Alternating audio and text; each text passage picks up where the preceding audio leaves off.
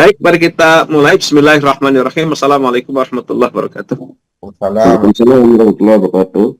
Alhamdulillahirabbil alamin. Allahumma shalli wa sallim ala sayyidina Muhammadin wa ala alihi wa sahbihi ajmain. Amma ba'du. Bapak Ibu yang dirahmati Allah, kelas publikasi jurnal internasional ini adalah pertemuan kelas yang terakhir, presentasi habis hari ini. Berarti nanti tinggal submit ya. Tinggal submit tanggal 12 itu hari terakhir isi absen, isi jurnal. Jurnal nanti saya isi langsung, mohon nanti untuk divalidasi oleh ketua kelas. Dan mulai minggu depan saya sudah bisa menerima bukti submit. Bukti submit berarti sampai tanggal berapa kemarin Pak Fatur? Sampai tanggal 20 ya? 25. 23 terakhir. Batas terakhir. 23 batas terakhir, itu kan berarti kan kita butuh waktu untuk upload dan lainnya. Ya, butuh waktu untuk lihat. Jadi tanggal 20 terakhir ya. Tanggal 20 bukti submit terakhir. Nanti saya isi kami karena untuk nilai itu juga kami butuh koordinasi dengan Profesor Imam Yahya.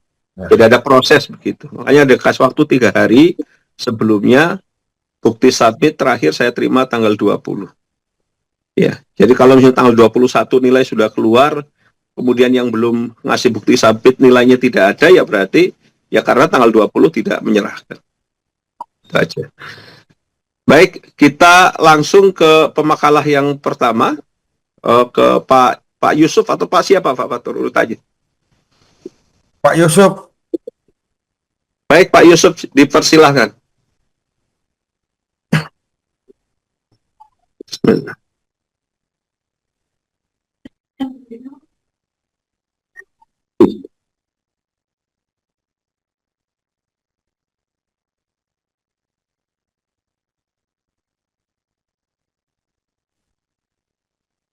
Halo Pak Yusuf, ada Pak Yusuf? Ada Pak Yusuf sedang proses. Oh ya, oke. Ada Pak Prof, ada Pak. Oh ya, baik. Saya lagi oke.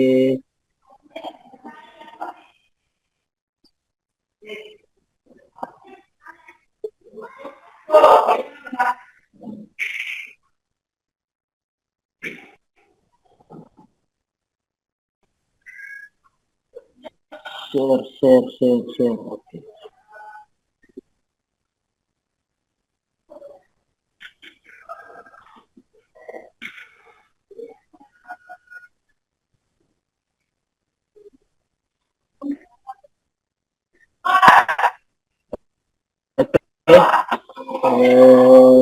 Bismillahirrahmanirrahim. Banyak sekali baju itu masih di. Terima kasih sudah diberikan kesempatan untuk mencapai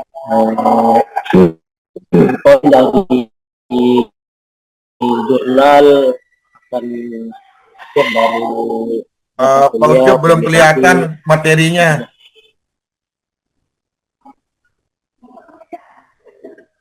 Oke, sudah. Oke. Halo, Pak.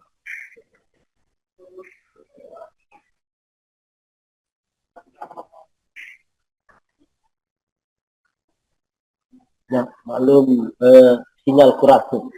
Ya, jadi di sini judul dari jurnal saya itu model integrasi sistem informasi perguruan tinggi dalam perspektif transformasi digital pendidikan tinggi.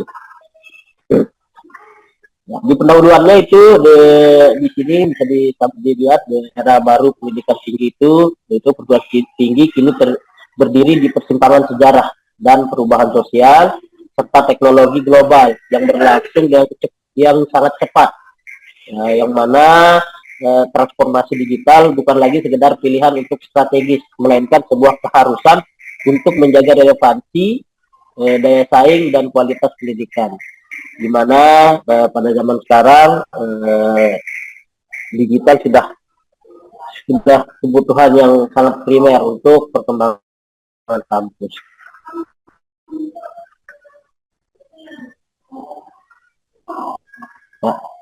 Tantangan digitalisasi di perguruan tinggi yaitu ada yang pertama adalah adaptasi budaya dan mental, di mana perubahan mindset Sivitas Akademika dari sistem konvensional itu menuju sistem ekosistem yang digital, yaitu untuk proses yang terstruktur.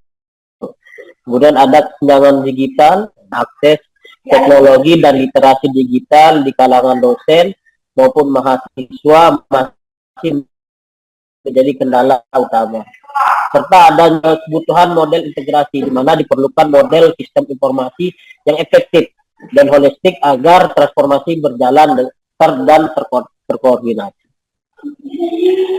Konsep transformasi digital pendidikan tinggi, yaitu transformasi digital adalah proses penyeluruhan menyeluruh yang melampaui sekedar adopsi teknologi, mencakup perubahan budaya, mental, dan sistem secara fundamental. Tujuannya adalah untuk menguraikan model strategi transformasi digital yang dapat diterapkan secara nyata di lingkungan hidup.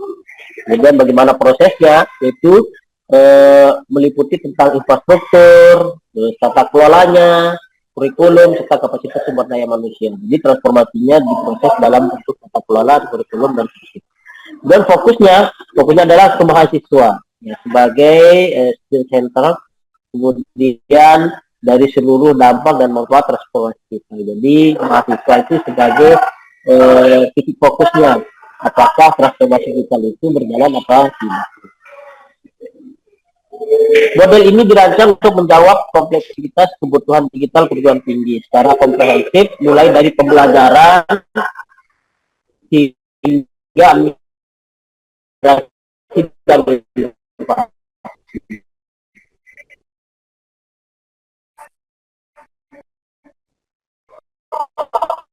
integrasi informasi menghubungkan seluruh sistemnya, dan di sana cukup satu informasi. Kemudian ada pemanfaatan teknologi digital, itu mendukung proses pembelajaran, administrasi, dan inovasi riset berbasis data dan platform digital. Kemudian pilar dan tahap implementasi, yaitu studi literatur menegaskan pentingnya elemen pilar utama dan roadmap implementasi yang sistematik.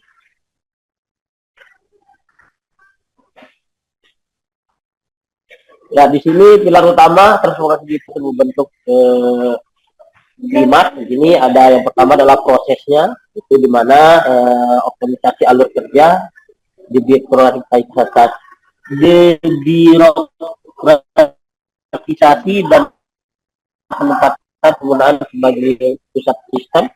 Kemudian ada manusia, peningkatan literasi digital dosen dan mahasiswa disertai perubahan pola pikir dan progresif.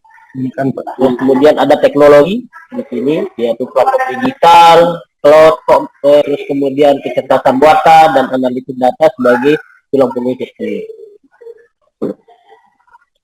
Strategi implementasi yang efektif yaitu komitmen pemimpin. Dan komitmen pemimpin itu sangat dibatasi transformasi digital ini, di mana dukungan penuh dari rektor dan pimpinan institusi adalah faktor paling krusial untuk berjalannya implementasi ini. Kemudian ada inovasi dan EAGLE, yaitu perguruan tinggi harus adaptif, gesit, dan terbuka. Jadi sistemnya harus cepat tanggap ya terhadap kolaborasi lintas sektor untuk merespon perubahan cepat. Kemudian ada budaya digital.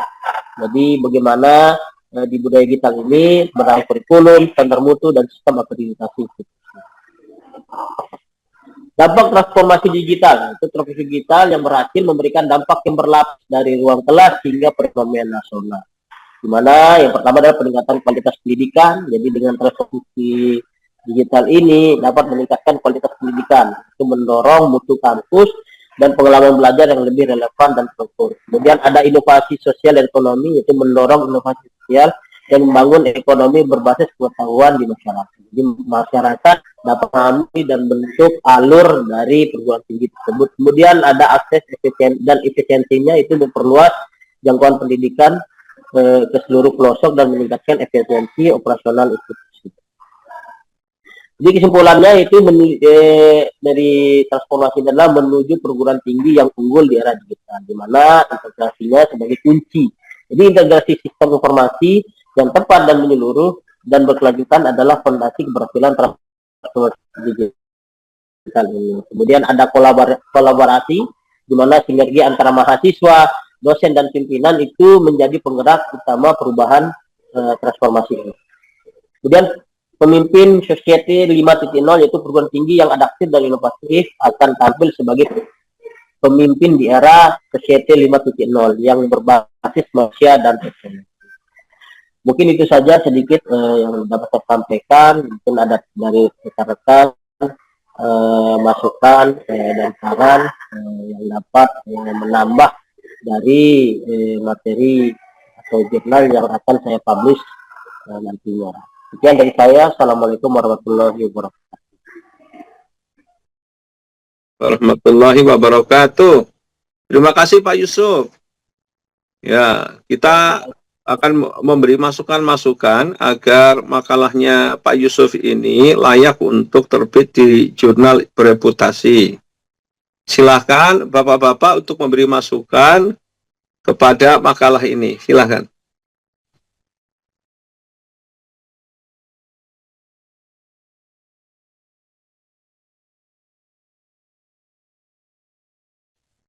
Izin, Prof. Silakan Bu Bibi. Ya, saya tadi belum mendengar alat analisanya untuk penelitiannya Pak Yusuf. Pakai pesto analisa apa tadi yang digunakan? Nih, matur nuwun.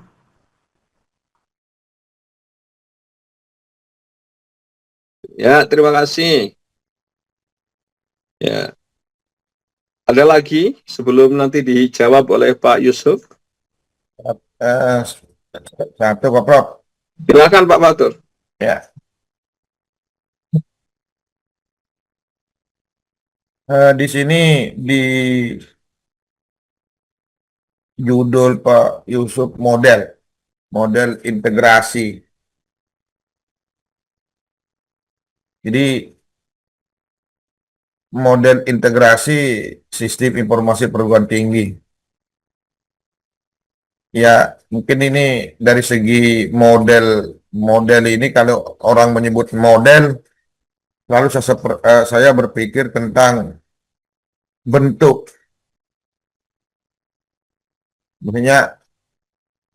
Misalnya di model integrasi. Nah, apakah model yang dimaksud itu model sekedar konseptual saja, Pak Ucup, ataukah ada bentuk model integrasi?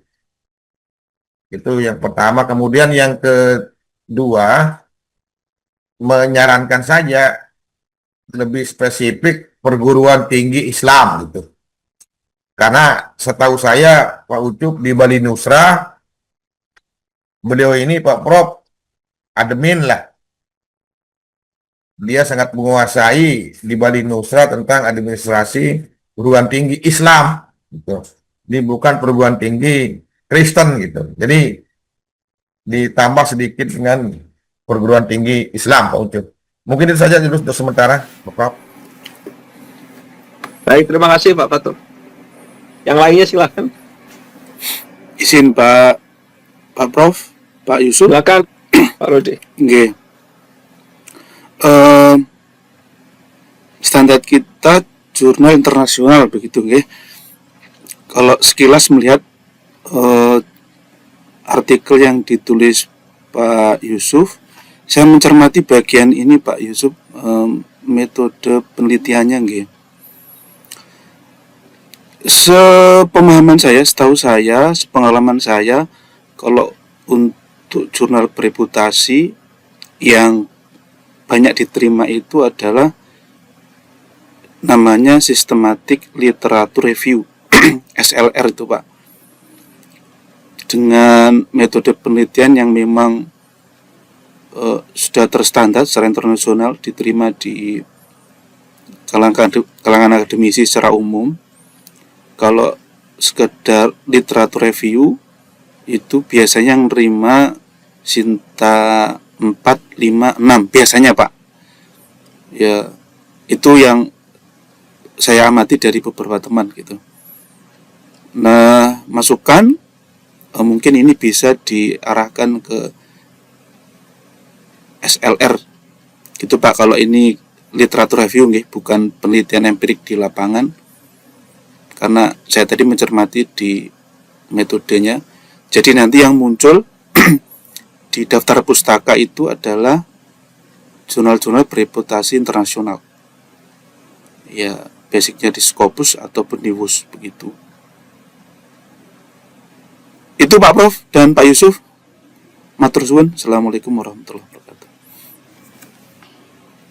Waalaikumsalam warahmatullahi wabarakatuh. Terima kasih Pak Rudi. Silakan yang lain ada.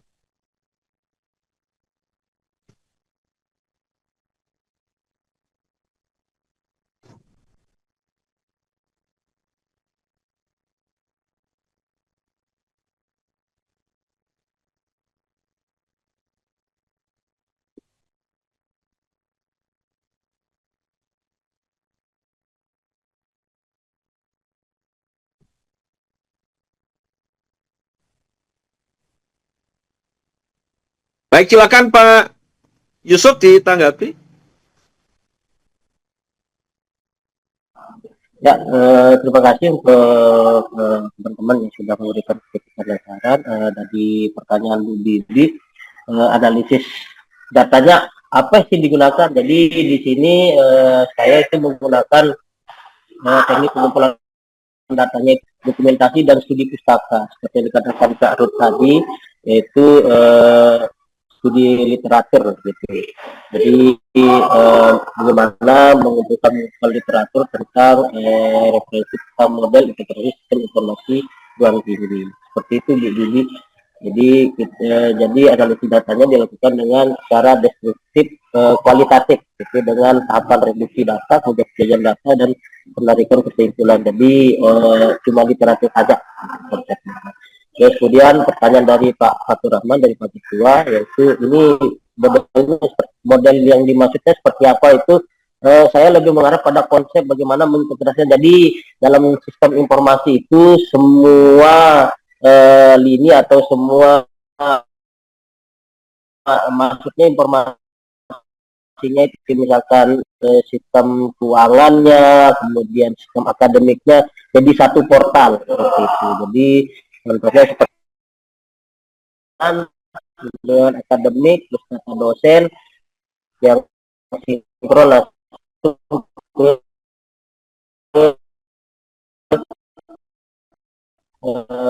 kalau di program prediksi lah. Jadi dia satu portal yang tersinkron sekaligus langsung ke prediksi. Seperti itu Pak, yang bisa saya jelaskan. Mungkin ada tambahan dari teman-teman yang lain. Yang lain tidak ada ya? Ada?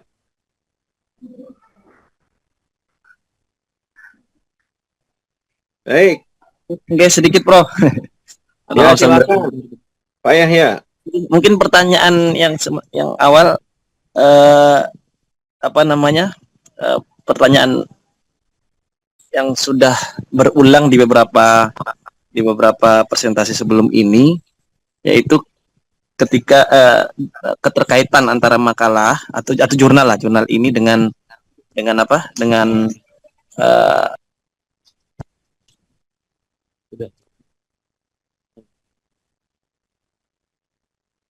maksud saya kalau memang belum, berarti bagaimana Pak Yusuf membungkus materi ini atau tema ini di dalam nuansa keislaman itu gitu. Itu gimana itu Pak Yusuf?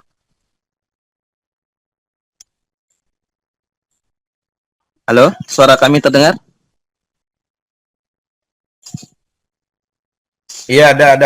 Ya, silakan Pak Yusuf ditanggapi.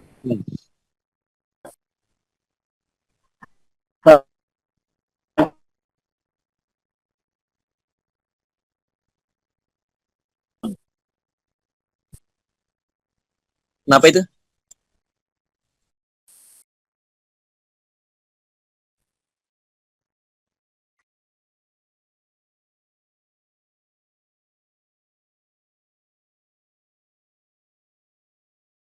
Silakan Pak Yusuf. Atau ada yang mau bertanya lagi? Menanggapi, menambahkan. Ada Prof, boleh Prof. Silakan. Ya, siapa? Oh, Pak Sam, silakan. Baik, Pak Yusuf. Assalamualaikum warahmatullahi wabarakatuh. Izin Prof, saya berikan sedikit masukan. Ini masukan, saya berikan masukan tentang isi dari makalahnya Pak Yusuf. Tidak bertanya Pak Yusuf, Pak Sam, mungkin bisa nanti diperbaiki. ini sebentar Pak Ucup mana ini? Pak Yusuf, Ya sebentar dulu. Kenapa tiba-tiba kacamatanya hilang Pak Ucup? Hilang ini Pak Yusuf. Kita Ya. tunggu. Kita Bentar. tunggu dulu. Mungkin sedang gangguan sinyal atau apa.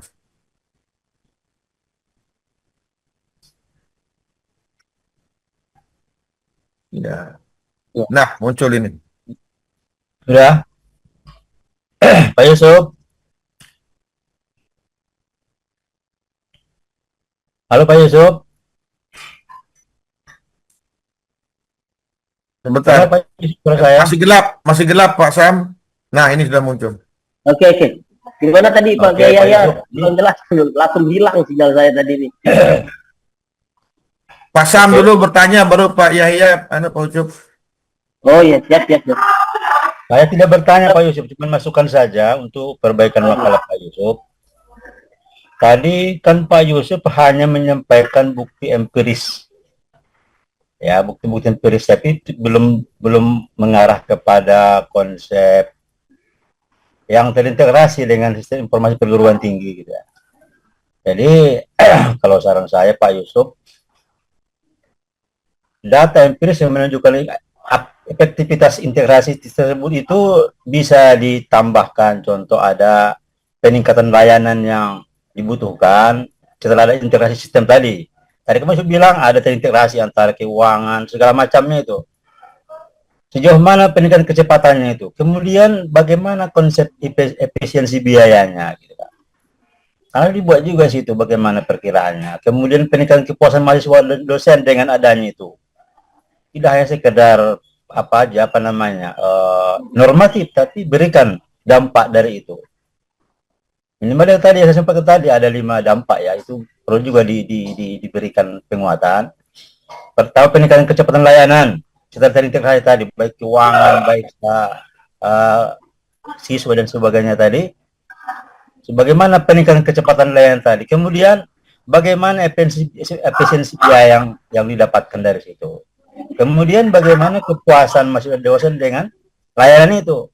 Tidak hanya memuaskan yang menggunakan layanan yang menjadi operatornya, tapi bagaimana layanan itu juga berimbas kepada pelayanan secara umum gitu. Ya, tidak hanya memberikan kemudahan kepada yang menjadi operatornya. Kemudian juga model yang ditawarkan oleh Pak Yusuf tadi perlu juga dilengkapi dengan beberapa alat ukur ya, sejauh mana pencapaian tadi. Kalau tanpa indikator kan tak mungkin, nggak bisa dinilai bagaimana efektivitasnya gitu.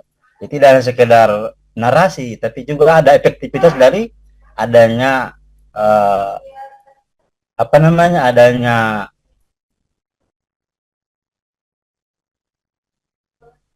saran prosedur tadi memberikan dampak yang memberikan dampak kepada secara keseluruhan, baik dia kampusnya, baik dia mahasiswanya, juga baik dari luar mahasiswa, sehingga dampaknya itu terasa. Nah, di situ mungkin Pak Yusuf perlu ditambahkan sedikit, sehingga isinya itu memberikan dampak yang memberikan dampak kepada siapapun yang membaca artikel ini. Mungkin juga bisa dipraktekkan di kampus-kampus lain, atau juga ditambah dengan teori-teori yang lain ya kan, tentang teori-teori yang berkembang saat ini dalam konteks transformasi digital dalam konteks kampus.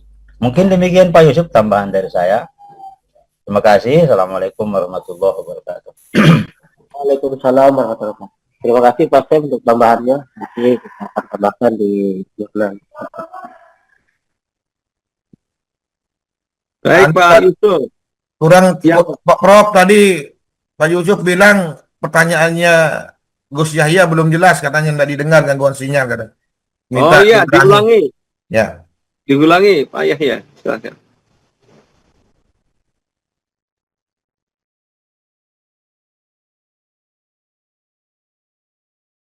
Di unmute dulu Kiai, di unmute, di unmute.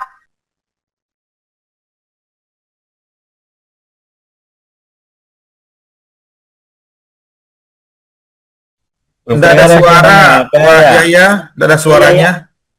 Oh, dengar suara kami.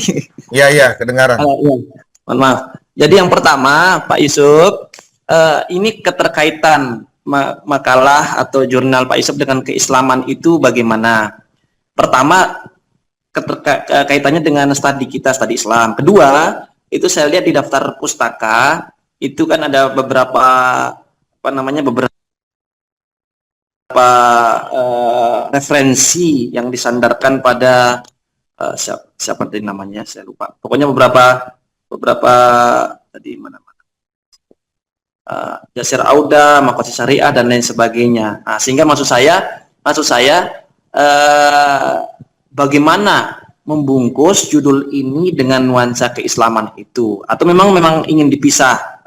Itu yang pertama. Yang kedua, atau memang manajemen murni, maksud saya manajemen murni atau bagaimana?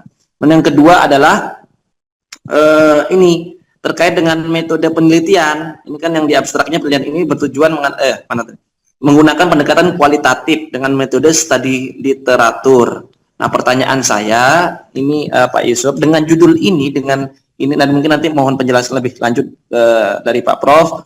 Lebih yang paling tepat itu apa sih gitu? Karena tentu setiap tema dan pembahasan, setiap objek penelitian ada pendekatan yang paling khas, paling cocok untuk penelitian itu. Nah, untuk model integrasi sistem informasi ini cocok enggak dia diteliti dengan pendekatan kualitatif, metode studi literatur gitu? Atau ada yang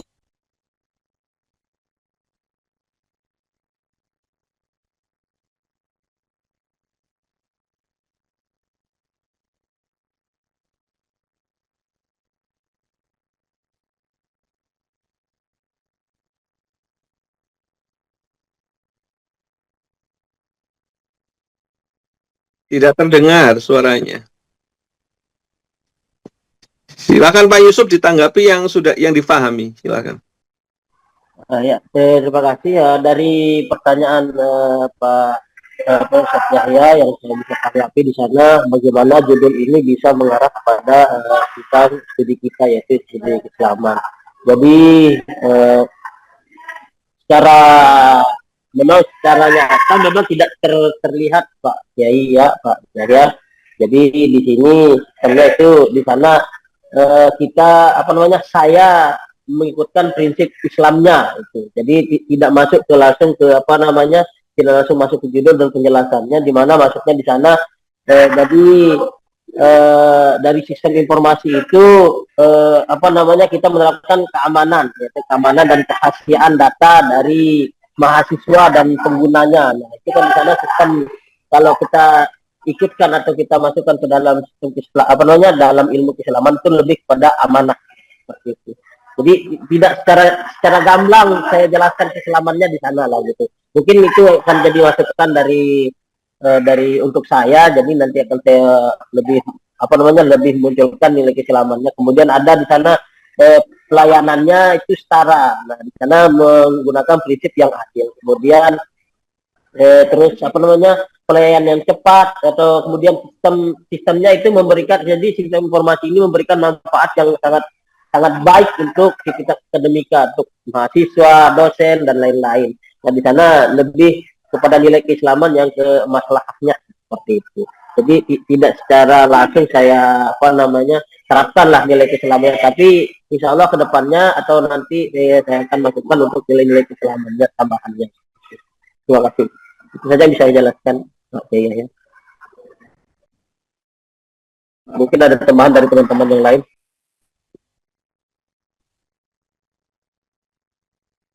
Baik, jika tidak ada, ini karena waktu juga. Ya.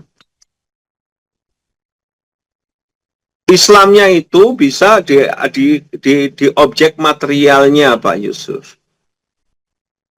Misalnya, model integrasi sistem informasi perguruan tinggi Islam. PTKIN. Karena PTKIN ya khas. Ya. Dibanding dengan PT-PT yang lain. Memiliki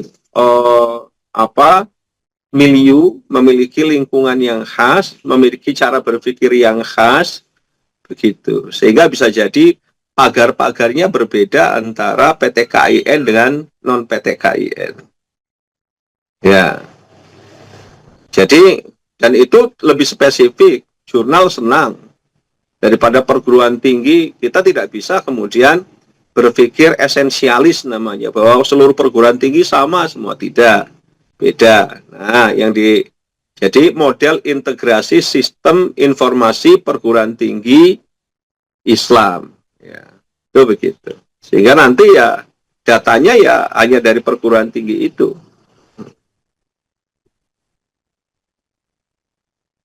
Atau kalau misalnya ini sudah ada yang nulis, bisa dengan komparasi antara analisisnya dengan analisis komparatif dengan perguruan tinggi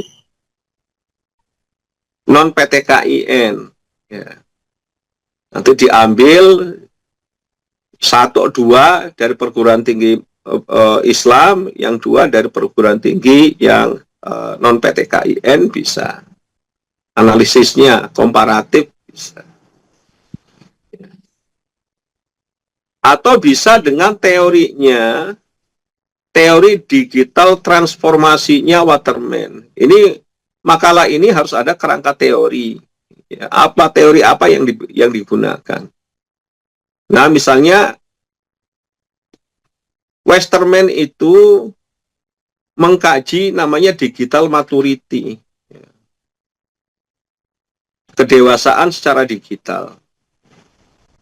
Misalnya dibandingkan antara perguruan tinggi keislaman dengan perguruan tinggi non-keislaman.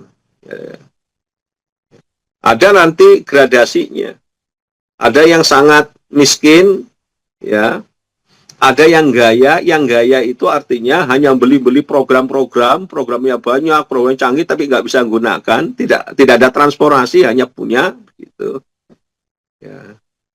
Ini ya, jadi saya minta maaf, ini seperti negara-negara teluk yang kaya-kaya itu, semuanya kaya, unggul, ya, komputernya canggih-canggih, semuanya canggih, tapi mereka tidak ada perubahan. Artinya budaya mereka ya tidak berubah, tidak kemudian canggih seperti Amerika, canggih seperti Jepang, tetapi teknologi yang mereka punya, mereka beli itu bisa untuk itu. Tapi tidak ada transformasi, paham ya? Tidak ada transformasi. Tidak kemudian menjadikan mereka membuat tank baja sendiri, bisa membuat pesawat sendiri, bisa membuat program komputer sendiri, tidak. Hanya punya, dan mahal-mahal. Nah, itu diantaranya begitu. Sehingga transformasi digital itu ya berarti bukan punya program canggih. Bukan punya learning program untuk LMS yang canggih, bukan punya ini itu yang canggih, ya, tetapi semuanya itu kemudian merubah budaya akademik menjadi maju. Ya, jadi ya, nanti itu kerangka teori itu butuh kerangka teori, butuh teori. Nah, ada teorinya namanya teori digital transformasi namanya. Ya. Digital Transformation oleh George Westerman, namanya George Westerman. Dicari aja nanti teori transformasi digital. Apa sih yang dimaksud dengan bahwa sebuah universitas itu secara digital sudah bertransformasi? Ya. Jadi, dan transformasi itu bukan beli, ingat, bukan hanya memiliki. Yo, ini sudah keren, kita sudah smart kampus.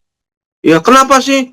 Oh, kita sudah pakainya smart TV, kita sudah pakai ini, sudah tidak begitu. Nah, jadi harus menggunakan teori. Ya, bahwa perguruan tinggi itu sudah digitally transform, itu harus menggunakan teori. Ada indikator-indikator. Ya, indikator-indikator yang harus dipenuhi. Jangan-jangan kita hanya sebatas punya, tetapi secara digital tidak bertransformasi. Seperti negara Teluk itulah, saya gampang ini. Iya. Iya. Gitu Pak Yusuf ya. Jadi satu konteksnya spesifik, tadi Pak Fatur sudah menyebut itu, tadi Pak Yahya juga sudah menanyakan sisi keislamannya, ya sisi keislamannya masukkan saja, bahwasanya ini adalah tentang PTKIN. Nah, sudah. Ya. Ini sudah Islam namanya. Dan kemudian ditambah tadi teori. Teorinya adalah teori transformasi digital. Ya. Kalau kemudian kok memang ada transformasi digital, atau kalau tidak ada ya bilang aja tidak ada. Hanya kemudian butuh data empirik. Ya, data empirik itu apa yang dilakukan oleh perguruan tinggi Islam terkait dengan IT, terkait dengan penggunaan IT, terkait dengan digitalisasi ya kampus mereka. Harus ada data empiriknya. Ya. Artinya di universitas-universitas itu ya, walaupun data empirik itu dari artikel ya, misalnya ada artikel tentang digitalisasi kampus UIN apa gitu, nggak apa-apa ya. Itu, tapi itu data empirik yang didapat memang dari kampus, tidak kemudian hanya berdasarkan teori-teori. Ada tidak kira-kira? Oh, kalau misalnya sampai Pak Yusuf penelitiannya adalah meneliti kampus-kampus PTKIN dan kemudian diteliti dengan kerangka digital maturity. Kemudian hasilnya adalah mengatakan bahwa ini loh, secara digital maturity kampus PTKIN ini dengan sampling misalnya ya, di sampling itu ternyata masih ada di skala 3 atau skala 4. Ada istilahnya itu. Ya, kalau yang paling bawah itu poor ya, miskin secara digital. Ya. Jadi kepemimpinannya lemah, teknologi digitalnya lemah, programnya nggak punya, ya. Sampai kepada yang paling maju. Kalau misalnya bisa melakukan itu, jelas rekomendasinya jelas. Apalagi kemudian didasarkan kepada teori tadi, teori transformasi digital George Westerman. Ya, untuk apa? Untuk menganalisa tadi, menganalisa apa yang dilakukan oleh PTKIN, ya, sehingga nanti temuannya bermanfaat. Rekomendasinya bermanfaat, apa saja yang butuh dilakukan oleh PTKIN untuk menuju ya perguruan tinggi yang secara digital itu dia mature, secara digital dia itu dewasa. Ya. Begitu Pak Yusuf. Ya. Siap, Pak Prof, siap. Ya. Tolong nanti ini kan saya tidak melihat ini sebagai makalah ya, karena tidak ada citasi, referensinya juga masih ada makosid syariah ya, yang tidak relevan ya. Jadi nanti masih ada waktu sampai tanggal ya setengah bulanan lah, 2 mingguan untuk menjadikan ini menjadi sebuah makalah yang layak untuk terbit ya, di jurnal internasional. Ya, itu saja dari saya. Ya, ini apa sedikit Pak Prof kaitannya dengan banyak kita ini kami lah yang kajian pustaka dan kajian teori gitu. Sering kajian pustaka itu sesungguhnya kajian teori gitu. Nah, mungkin di sini juga Pak Ucup perlu memperhatikan kajian pustaka, tentang reviewnya sama kajian teorinya gitu. Kalau saya lihat di presentasi Pak Ucup ini, kajian pustakanya ya belum masuk gitu. Ya, mungkin itu perlu dilihat untuk ke depan diperbaikan, sama-sama kita perbaiki lah. Tapi gambarannya seperti itulah. Karena sering saya melihat tugas-tugas kami ini belum mampu menempatkan mana apa namanya kajian teori dan kajian pustaka. Ya. Baik, terima kasih Pak Batu. Baik, masih ada 2 makalah lagi ya. Sampai jam 9:30 kita. Iya. Pak Samsul. Ya, silakan. Oke, Bismillahirrahmanirrahim. Assalamualaikum warahmatullahi wabarakatuh. Waalaikumsalam warahmatullahi wabarakatuh. Yang saya hormati, Al-Mukarram, Prof. Haji Sukendar, yang saya hormati dan saya muliakan sahabat semua yang lagi pusing dengan jurnal-jurnal. Baik, terima kasih atas kesempatan dan waktunya. Jika nantinya bahwa ini adalah sederhana sekali, tapi saya kira adalah saya memakai sesuai dengan template jurnal yang saya yakini. Terima kasih. Di sini saya ingin menyampaikan kajian yuridis putusan Mahkamah Konstitusi tentang kewajiban keterwakilan perempuan 30% dalam pencalonan legislatif oleh partai politik perspektif siasah syariah. Siasah. Lanjut, Yarut. Nah, pendahuluannya, keterwakilan perempuan dalam sistem politik merupakan indikator penting dalam menilai kualitas demokrasi. Indonesia telah mengatur kebijakan afirmatif berupa kuota minimal 30% perempuan dalam pencalonan legislatif melalui Undang-Undang Nomor 7 Tahun 2017 tentang Pemilihan Umum. Namun, norma tersebut sebelumnya tidak efektif karena tidak disertai sanksi yang tegas. Oleh sebab itu ada putusan Mahkamah Konstitusi nomor 128/PU 2026 menjadi tonggak penting karena menegaskan sifat wajib kuota perempuan dan memberikan konsekuensi hukum berupa diskualifikasi bagi partai politik jika tidak melaksanakan putusan itu. Yang tidak konsekuensi hukumnya berupa konsekuensi bagi partai politik yang tidak memenuhinya. Dalam kerangka siasah syariah, kebijakan publik harus berorientasi pada kemaslahatan umat, maslahah ammah. Oleh karena itu, kajian ini berupaya mengintegrasikan analisis hukum konstitusi dengan prinsip-prinsip hukum Islam. Lanjut. Metode penelitian yang kami pakai adalah penelitian ini merupakan penelitian hukum normatif. Penelitian hukum normatif legal research adalah penelitian yang menempatkan hukum sebagai norma atau kaidah yang berlaku dalam masyarakat. Penelitian hukum normatif ini dilakukan dengan pendekatan pendekatan perundang-undangan, statute approach. Pendekatan perundang-undangan adalah pendekatan yang dilakukan dengan menelaah seluruh peraturan perundang-undangan yang berkaitan dengan isu hukum yang sudah diteliti. Statute approach dilakukan dengan menelaah semua regulasi dan peraturan yang relevan dengan permasalahan hukum yang sedang dihadapi. Lanjut. Lalu metode penelitian yang kedua adalah pendekatan kasus, case approach. Pendekatan kasus dalam pendekatan yang dilakukan dengan menelaah putusan pengadilan yang telah berkekuatan hukum tetap ingkrah terkait isu hukum yang diteliti.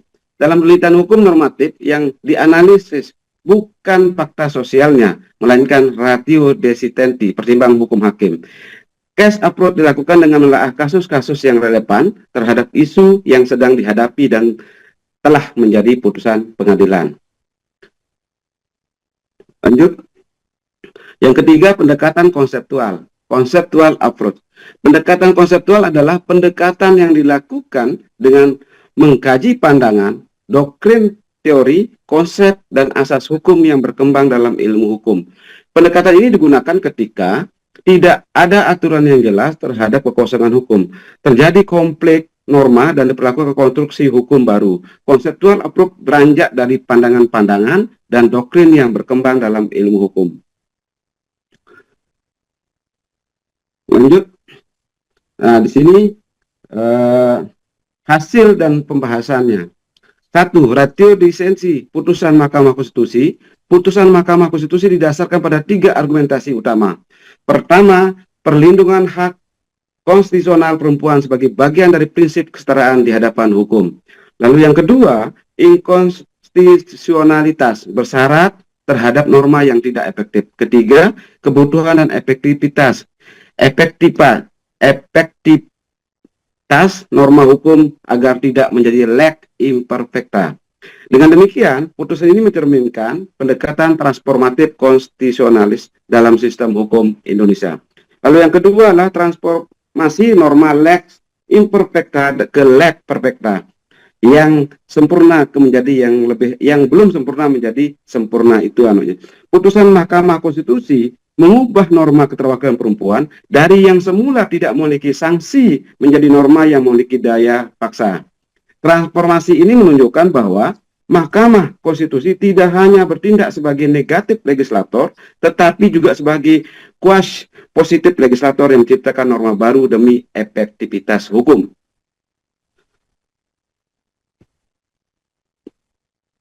Tiga, penegasan peran KPU sebagai pelaksana konstitusi. Di sini adalah ada penyelenggara pemilu, ada DKPP, Bawaslu, dan KPU.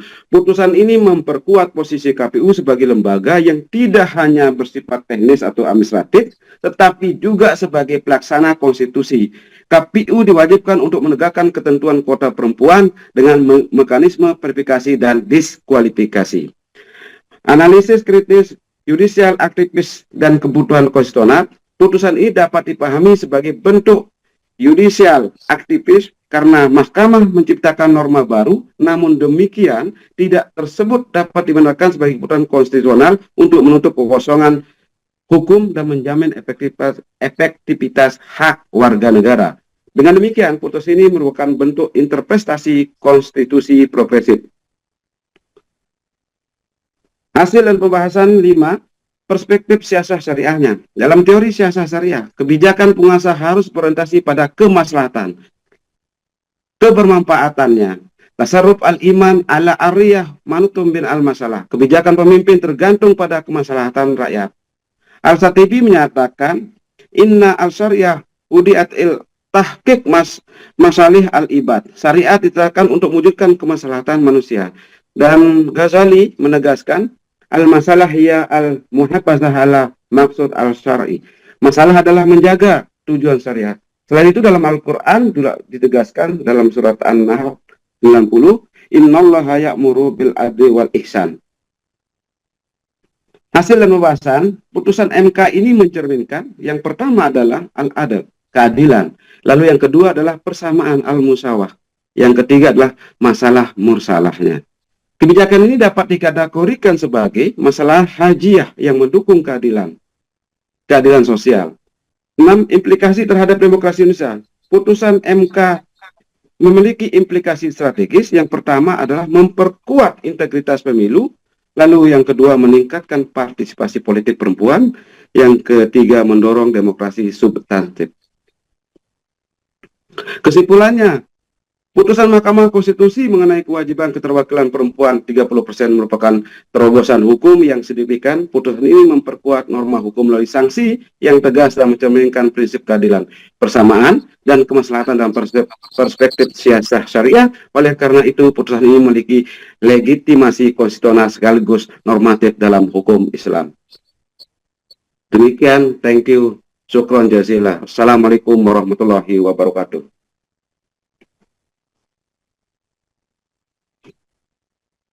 Baik, silakan. Saya pertama dulu sekedar ada kekurangan, bertanya tentang kekurangan saja untuk ditambahkan artikelnya bagus. Kalau perempuan bagus saja dia kalau ada perempuan-perempuannya. Ada kekurangan satu di artikel ini yaitu kajian teorinya. Tidak ada, saya lihat di sini di kajian teorinya di artikel ini langsung ke metode penelitian. Mungkin itu kekurangannya satu. Dan ini kan tinggal dikembangkan saja kalau saya amati dari pendahuluan kemudian penelitiannya tinggal dikembangkan saja sehingga bisa masuk ke jurnal internasional. Kemudian dari segi judul, memang judul ini panjang dia. Judul ini mungkin bisa dipersingkat. agar bisa diterimalah di Skopus, karena di tugas ini kemarin aja perubahan judul saya lah, dari tidak Islam menjadi Islam lah di artikel internasional, dan mudah-mudahan bisa kelihatan lewanya sebelum tanggal 23. Nah, untuk itu mungkin dari artikel ini Pak Samsul Hadi ada penambahan dalam hal kajian teori. Kemudian dari segi judul juga mungkin dipersempit judul. Itu saja Pak Prof. Terima kasih. Assalamualaikum warahmatullahi wabarakatuh. Wabarakatuh. Ya, silakan. Silakan yang lain.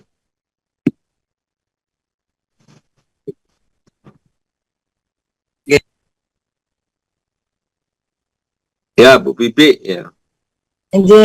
Yang pertama, dari latar belakang itu kalau tadi tidak kelihatan ya menurut saya, karena kan kalau yang di isu perempuan ini sudah lama dengarnya, jadi seperti apa yang baru yang mau ditawarkan dalam jurnal itu saya jadi nggak melihat, karena kalau yang keterwakilan itu sudah lama isunya. Jadi yang saya pertanyakan, apa hal yang baru yang ditawarkan dari makalah ini? Itu saja. Sama latar belakangnya tadi, penemuan putusan itu kan ada riset-riset panjang atau argumentasi yang panjang mengenai isu gender. Mungkin tadi belum begitu kelihatan yang saya dengarkan dari makalah Pak Samsul. Oke, matur suwun, itu saja. Ya, terima kasih. Terima kasih Bu Bibi. Yang lainnya silakan. Gus Yahya? Kami terdengar? Baik, ya. Silakan.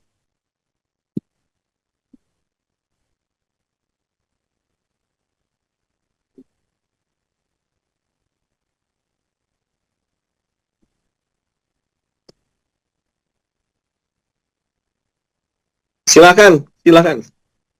Suaranya Pak Yahya, ada suaranya. Suara enggak ada, Gus Yahya? Aduh. Halo, suara ada? Ya, ada. Pas ngomong enggak ada, banting laptopnya. Sekarang ada enggak? Ada. Oh iya. Oke, ya mungkin harus agak keras suaranya. Udah ada suaranya lagi tuh, Gus. Udah ada suaranya, Gus ya. Kenapa hilang suaranya lagi? Ini kurang kopi nih Gus Yahya, laptopnya. Kurang suara Gus Yahya. Nggak ada suaranya. Laptop lu. Sebentar. Iya. Mau tuker. Lanjut dulu, Pak. Iya. Ya, Carut. Siap. Ya, lagi-lagi saya mengandalkan AI, Pak. Saya coba menggunakan Skyspace ini. Yang saya cermati tadi ini, Pak, tentang penelitian terdahulu. Kelihatannya saya belum menemukan tinjauan penelitian terdahulu dari tulisannya Pak Samsul, nggih. Karena ternyata di sini saya temukan sudah ada beberapa gitu nggih yang sudah melakukan penelitian serupa kaitannya dengan kuota keterwakilan perempuan gitu nggih. Tahun 2016 sudah ada Lilinya Kurniawan, Susiana Cahayaningrum, Mulyana, dan seterusnya. Mungkin itu perlu sedikit ditampilkan juga Pak Samsul agar kita bisa mengetahui apa yang membedakan tulisan panjenengan dengan penelitian-penelitian sebelumnya. Itu kemudian untuk teori saya tidak berani kalau teori, kita nunggu Pak Sukendar Prof Sukendar saja. Meskipun di sini juga ada beberapa teori yang disarankan gitu. Mungkin itu dari saya, Pak Samsul. Baik. Baik, terima kasih. Saya jawab, Prof. Ya, silakan. Ya, terima kasih atas masukannya, atas kritik yang sifatnya konstruktif. Artinya bahwa ini adalah bagian daripada penyempurnaan, bahwasanya ketika jurnal saya ini begitu belum sempurna dan jauh dari sempurna, oleh sebab itu yang kami harapkan, bahwa bagian pada siasat.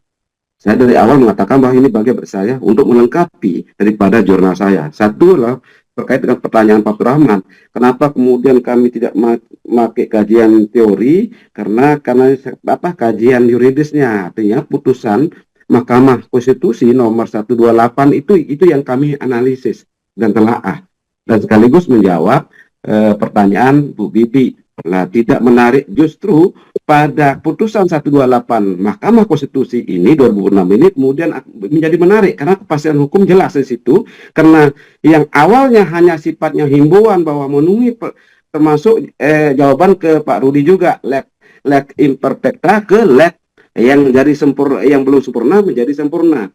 Oleh sebab itu kalau putusan yang dulu hanya sifatnya lex imperfecta, yaitu hanya menghimbau bahwa harus memenuhi kuota 30% perempuan. Itu sudah dari 2016, dari tahun sebelumnya juga sudah ada norma yang mengatur itu. Cuman tidak ada hukuman bagi lex imperfectanya, tidak sempurna menjadi sempurna.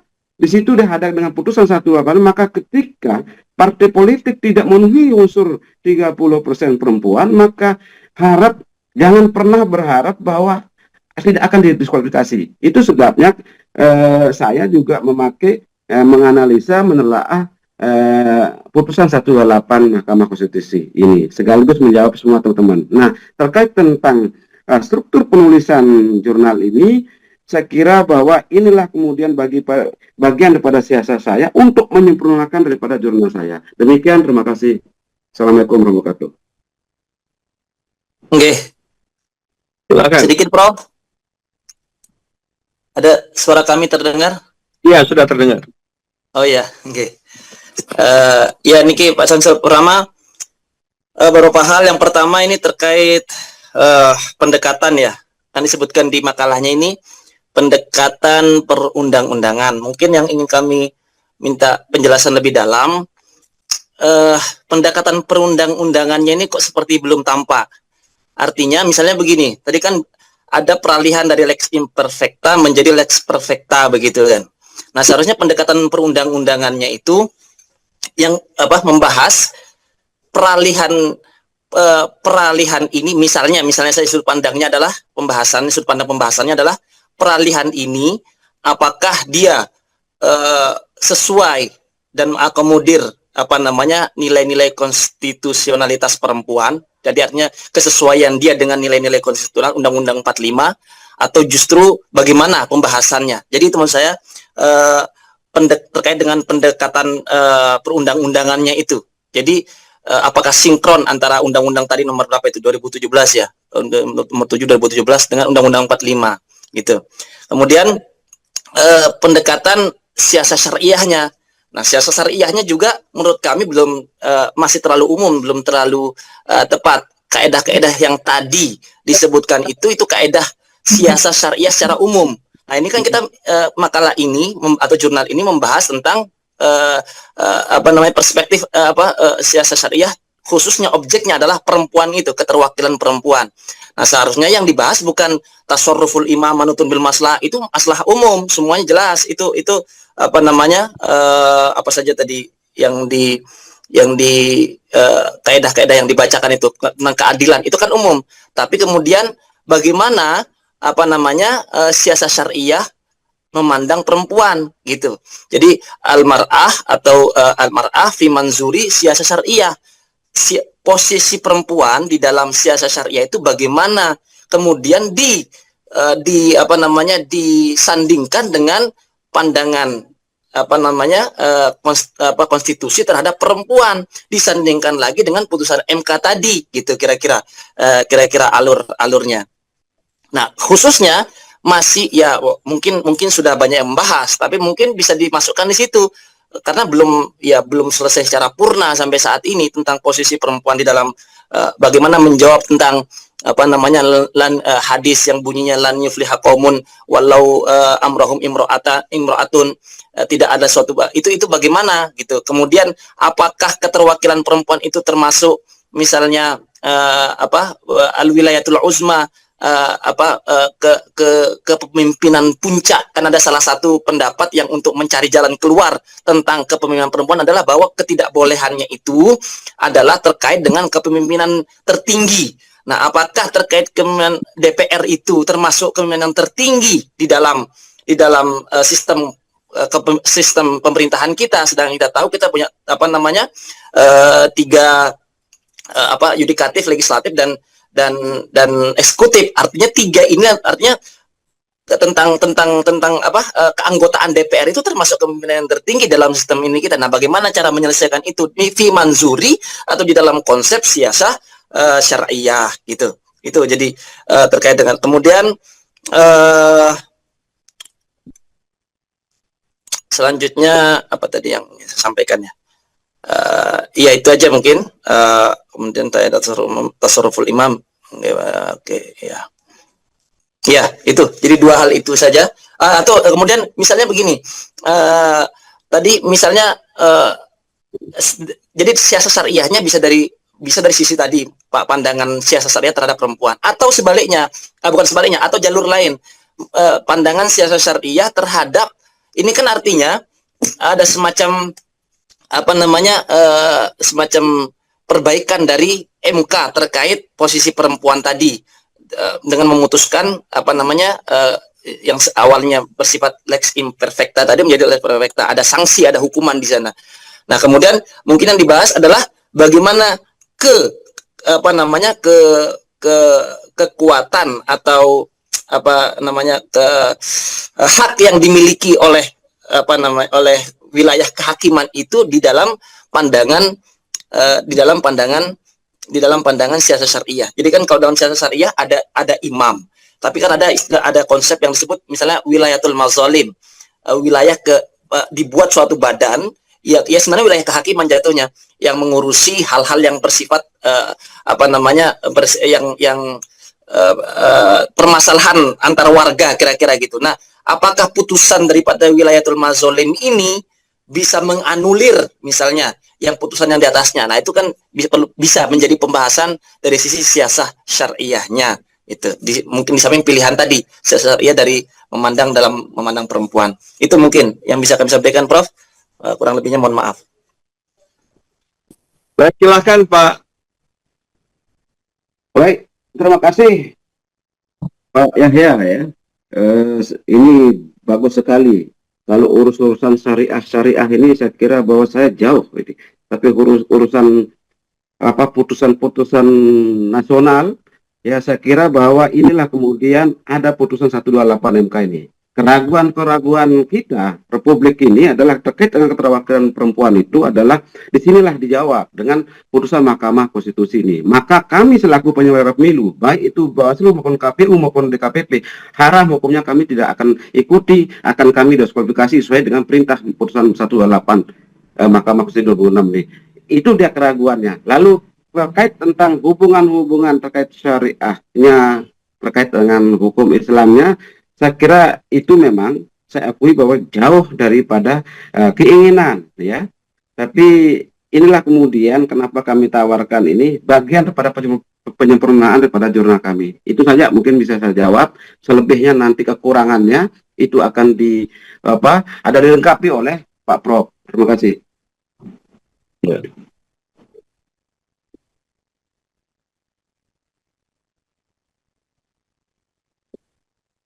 Baik, sebentar saya mau kirimkan. Oke. Sebentar.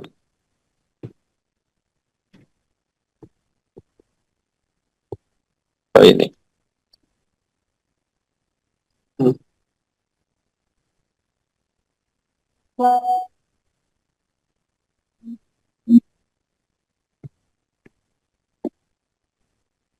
Baik saudara-saudara, itu artikel saya April terbit itu di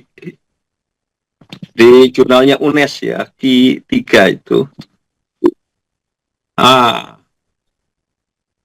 Itu saya membahas tentang kelemahan-kelemahan yang ada pada domestic violence law, pada UU PKDRT ya. Saya juga kasih judul namanya Between Law and Reality. Nah, ya ini memang artikel ya, literatur ya. Artinya tidak kemudian saya studi empirik datang tidak ke ini adalah studi literatur, sudah pernah saya sebelum saya kirimkan sudah pernah saya presentasikan di internasional conference-nya Fakultas Syariah UIN Walisongo dulu setahun yang lalu, kemudian saya lengkapi. Nah, Pak Samsul ini bagus. Ya, ini sangat bagus, tapi dalam perspektif gender loh ya. Ini yang tidak ada di sini. Ini kita bicara tentang pemberdayaan perempuan. Latar belakangnya juga harus dari situ. Latar belakangnya adalah misalnya sedikitnya keterwakilan perempuan di dalam parlemen. Yang membuat apa? Yang membuat parlemen itu sangat maskulin. Dan tidak adanya perspektif perempuan di parlemen itu membuat kebijakan-kebijakan banyak yang tidak pro perempuan. Misalnya, ya, ada kabupaten atau kota yang memberikan anggaran untuk sepak bolanya itu bisa miliaran. Tetapi kalau untuk penanganan atau keselamatan ibu melahirkan anak-anak, kesehatan anak-anak itu hanya mungkin 150 juta setahun. Ini jelas ya. Terkait dengan penanganan kesehatan ibu dan anak, kematian ibu melahirkan, itu kemudian sedikit. Ya. Kenapa? Ya karena yang membuat penganggaran ya di DPR itu laki-laki. Mereka tidak pernah merasakan namanya melahirkan, sakitnya melahirkan, tidak pernah merasakan kehamilan, tidak merasakan resiko ketika hamil. Nah, itulah butuh kemudian pengalaman perempuan mewarnai DPR, mewarnai parlemen yang memiliki tugas penganggaran, tugas legislasi, dan tugas pengawasan itu harus ada perempuannya yang cukup. Nah, kemudian muncul regulasi yang memerintahkan kuota 30% perempuan pada dapil ya, pada dapil. Ya. Yang jika tidak terpenuhi maka partai itu gugur di dapil itu, ya, tidak kemudian gugur secara nasional. Jadi andai kata kota Semarang kok tidak memenuhi kuota 30% perempuan, maka partai itu gugur di dapil itu. Tidak. Nah, hanya saja itu sanksinya begitu. Hanya saja kemudian yang terjadi adalah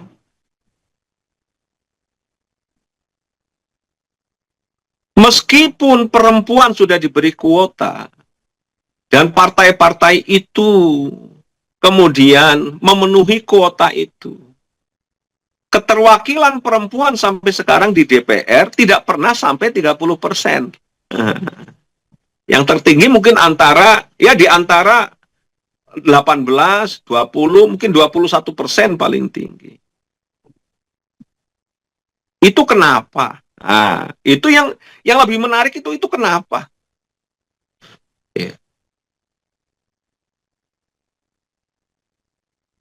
Fakta bahwa pemilih itu 50% lebih perempuan. Saya tidak tahu ya data resminya.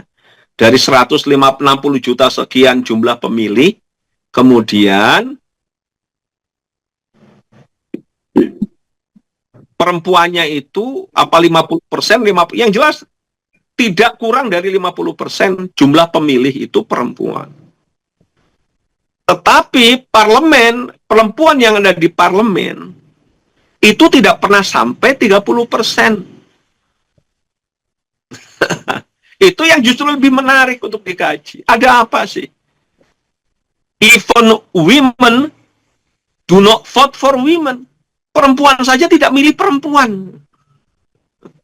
Perempuan saja tidak memilih perempuan. Ini ada masalah. Ada masalah. Nah, itu ya. Jadi harus ada perspektif perempuan, ada teori feminis yang ada di sini, Pak Samsul. Ya. Kalau dari sisi hukum ada namanya teori Feminist Theory of Law, yaitu tokohnya namanya Catherine McKinnon. Ya, ada kemudian ya tadi cari teori kenapa kemudian perempuan pun tidak memilih perempuan. Apa sih penjelasannya? Misalnya salah satunya adalah karena di Asia pada umumnya perempuan naik secara politik itu karena ada cantolan di atasnya. Misalnya Megawati Soekarno Putri karena ada Soekarno, Benazir Bhutto karena ada Ali Bhutto, Corazon Aquino karena dulu ada suaminya namanya Ninoy Aquino. Jangan-jangan teori politik ini masih berlaku. Yang berani daftar jadi DPR, jadi bupati itu biasanya dulu adalah istrinya bupati atau ayahnya dulunya bupati. Ya, yang berani perempuan daftar jadi anggota DPR biasanya adalah punya paman, punya bapak yang juga DPR. Nah, itu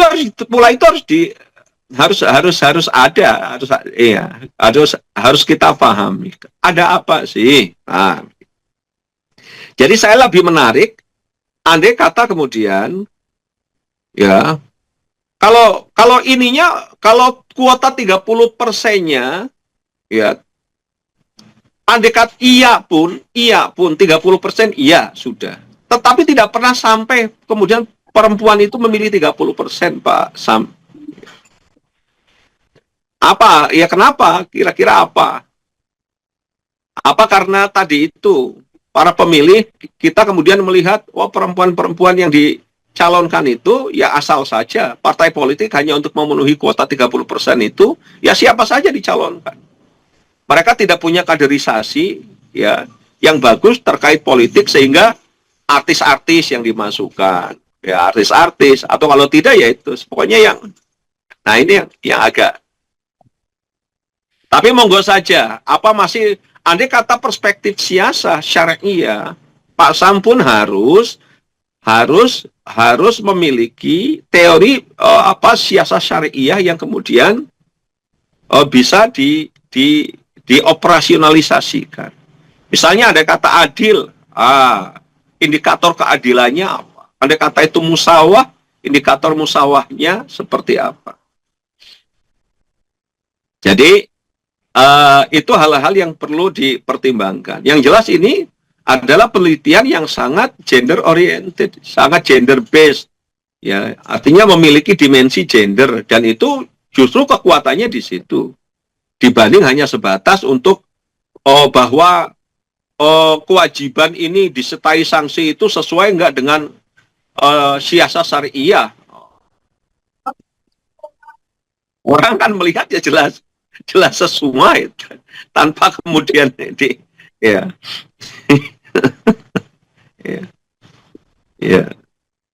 Jadi mungkin ya bukan dari sisi normatifnya Pak, dari sisi law in action and why this law doesn't function well. Mungkin begitu. Kenapa kemudian law ini tidak berfungsi dengan baik, tidak berjalan dengan baik, ya? terbukti ada fakta bahwa 30% kuota itu tidak pernah terpenuhi sejak aturan 30% itu yang merupakan affirmative action ya itu tidak pernah terpenuhi. Itu kenapa? Itu mungkin begitu. Ya, sama dengan tadi UU PKDRT itu sudah diundangkan, tapi kenapa KDRT itu tidak pernah turun? Tidak pernah turun. Ya, trennya naik. Ya, ada beberapa teori kenapa tren naik. Ya, bisa jadi karena sekarang skema pelaporan lebih mudah, hotline pelaporan lebih mudah. Kalau dulu susah melaporkan, ya bisa jadi kenaikannya karena itu. Ya, tapi ada yang lain-lain. Begitu dari saya, Pak Sam. Pak Samsul. Ya benar, Pak Samsul Hadi ya. Ya, Bu. Ya. Siap, terima kasih, Pak Prof. Ya, jadi dimasuki dengan teori gender. Cari aja teori gender yang sesuai untuk menganalisa ini.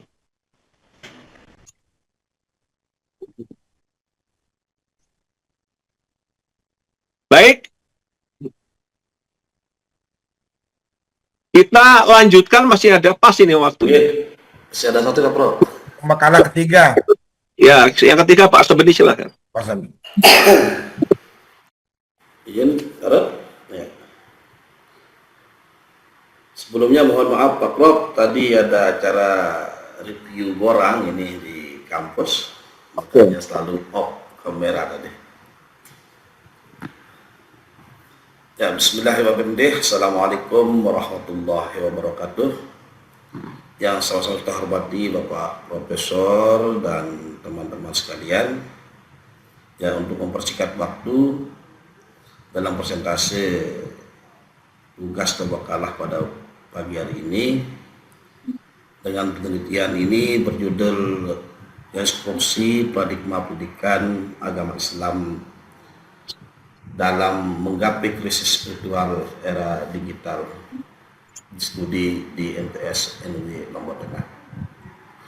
Penelitian ini berangkat dari fenomena sosial keagamaan yang semakin mengemuka di era digital, yaitu melemahkan spiritualitas peserta didik akibat dominasi teknologi digital dalam kehidupan sehari-hari, di mana era digital telah menghadirkan berbagai kemudahan dalam memperoleh informasi, berkomunikasi, dan belajar.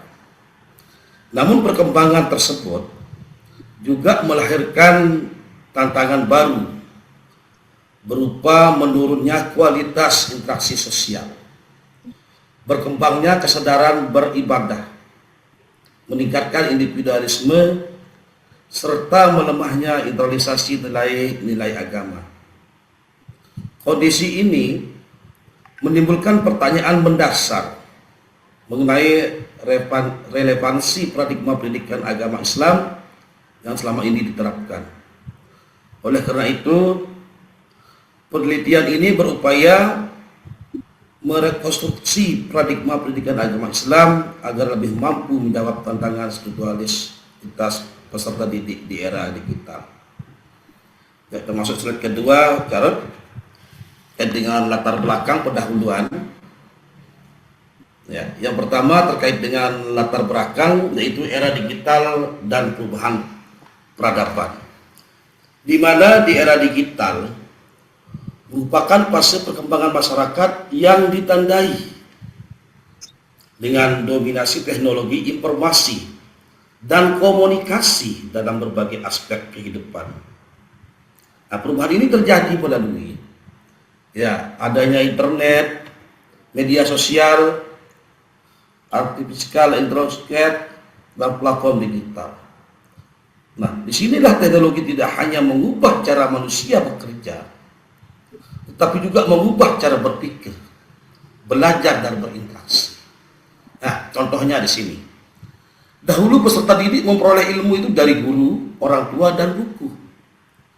Nah, saat ini mereka lebih banyak memperoleh informasi dari ya dari TikTok, Instagram, YouTube, Google, dan ChatGPT. Nah, perubahan inilah yang menyebabkan terjadinya pergeseran otoritas, pengetahuan dari lembaga pendidikan menuju ruang digital. Nah, berbicara fenomena krisis spiritual merupakan kondisi melemahnya kesadaran individu terhadap nilai-nilai keutuhan dalam kehidupan sehari-hari. Dalam konsep serta didik, krisis spiritual terlihat dari menurunnya kualitas ibadah, menurunnya minat membaca Al-Quran, rendahnya refleksi keagamaan, ketergantungan terhadap media sosial, dan meningkatnya perilaku individualistik.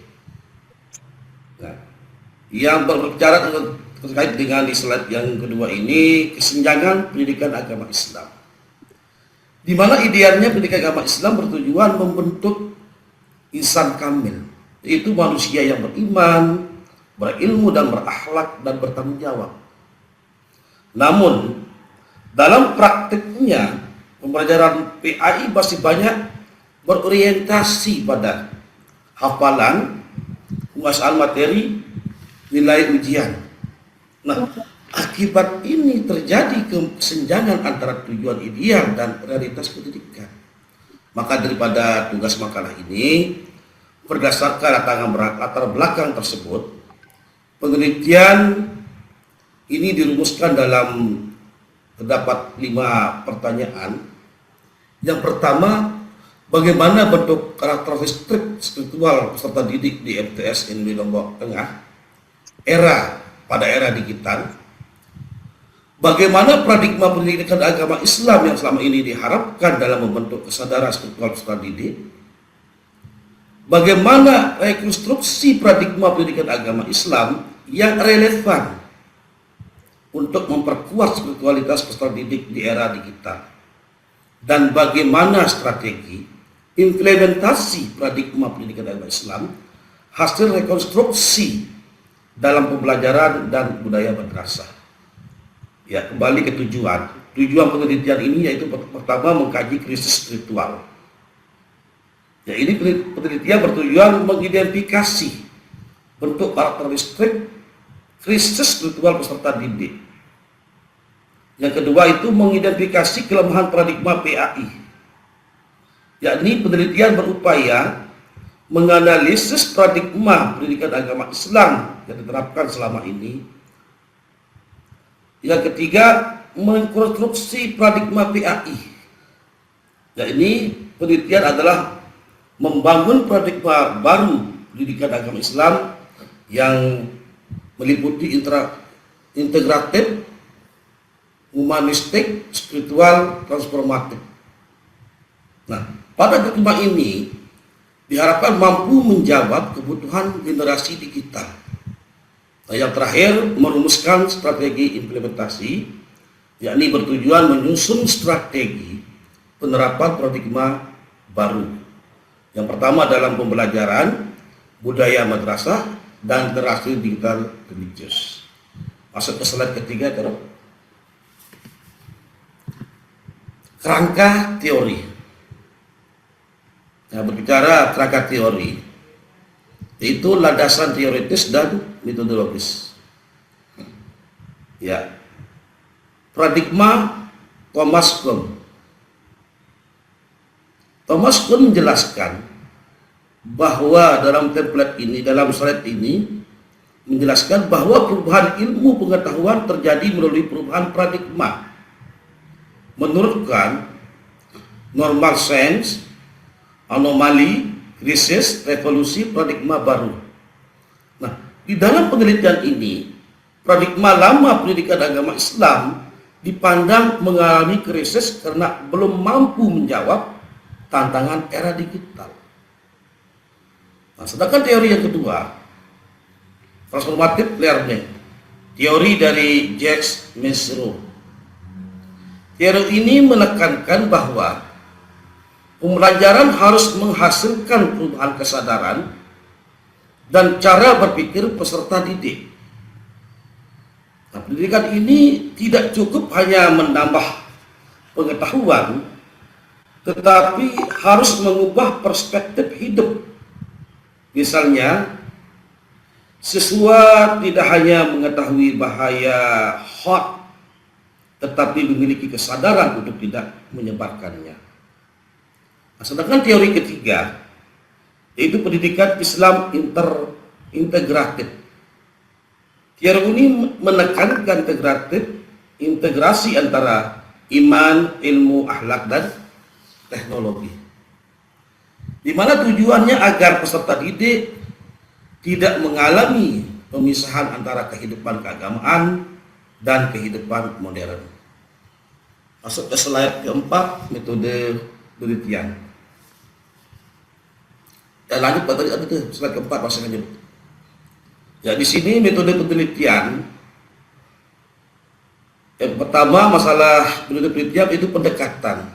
Ya, ini menggunakan pendekatan kualitatif dengan studi kasus berlokasi di MTS NW Lombok Tengah. Sebagai informan, 3 guru PAI, 1 kepala madrasah, 8 peserta didik, dan 2 pembina keagamaan. Sedangkan teknik pengumpulan data, yaitu melalui observasi, wawancara, dokumentasi. Analisis data, itu model interaktif. Reduksi data, penyajian data, menarikan kesimpulan. Masuk ke slide kelima, yaitu hasil penelitian. Nah, dari temuan krisis spiritual dan kelemahan daripada PAI ini, krisis spiritual di era digital, peserta didik menghabiskan lebih banyak waktu dengan media sosial daripada tadarus Al-Quran. Ketergantungan gadget menggeser orientasi belajar dari spiritual reflektif menuju digital visual yang serba instan. Yang kedua, kelemahan paradigma PAI lama. Pembelajaran ini masih normatif, tekstual, dan berorientasi kognitif. Hanya menggunakan metode ceramah satu arah dan mendominasi sehingga siswa cenderung pasif dan sulit menghubungkan nilai agama dengan realitas digital. Yang ketiga, senjangan paradigma. Terdapat jarak antara tujuan ideal PAI, yaitu membentuk insan kamil, dengan realitas pembelajaran yang menekankan hafalan. Nilai agama belum terinternalisasi secara mendalam dalam perilaku peserta didik. Nah, dari slide yang kelima ini menjelaskan bahwa temuan pada terkait dengan krisis spiritual peserta didik, kelemahan paradigma PAI lama, dan senjangan paradigma. Akibatnya nilai agama belum internalisasi secara mendalam. Karena pembelajaran ini lebih banyak berorientasi pada penyampaian materi daripada pembentukan kesadaran spiritual. Ya, masuk ke slide ke-6. Yaitu rekonstruksi paradigma, transformasi paradigma pendidikan agama Islam. Dari paradigma lama, paradigma baru, output, dan landasan teori. Nah, di sini mengapa perlu rekonstruksi? Nah, dalam perspektif Kant, ketika paradigma lama tidak lagi mampu menjawab tantangan zaman, maka diperlukan paradigma baru, perubahan paradigma. Dari hafalan menjadi reflektif. Peserta didik diajak memahami makna ajaran Islam secara mendalam. Misalnya, pembelajaran zakat tidak hanya memahami hukum, hanya memahami hukum zakat, tetapi juga melakukan aksi sosial. Dari kognitif menjadi humanistik ke spiritual, di mana pelajaran diarahkan pada pembentukan karakter. Nah, misalnya materi akhlak dikaitkan dengan etika penggunaan media sosial. Dari ceramah menjadi dialogis. Artinya peserta didik aktif berdiskusi dan berpikir kritis. Misal, diskusi tentang tentang teknologi dijadikan sarana pembelajaran agama. Nah, dari tekstual menjadi kontekstual dan transformatif. Nah, kesimpulan dari slide ke-6 ini, ya, dengan demikian rekonstruksi paradigma yang saya tawarkan bukan sekedar perubahan metode pembelajaran, tetapi merupakan perubahan cara pandang pendidikan agama Islam dari paradigma yang berorientasi pada transfer pengetahuan menuju paradigma yang berorientasi pada transformasi kesadaran spiritual peserta didik. Paradigma ini diharapkan mampu melahirkan generasi muslim yang tidak hanya cerdas secara intelektual dan digital, tetapi juga memiliki kedalaman spiritual, etika, digital, dan kemampuan mengintegrasikan nilai Islam dalam kehidupan modern. Inilah letak novelty utama dan kontribusi teoritis penelitian disertasi ini. Dalam kalimat terakhir dalam slide ke-6 ini sangat penting disampaikan karena secara langsung menunjukkan kepada penguji. Ya, untuk itu nanti kami minta usul atau saran pada teman-teman Bapak Prof. Selanjutnya, slide selanjutnya, ya, implementasi dan implikasi.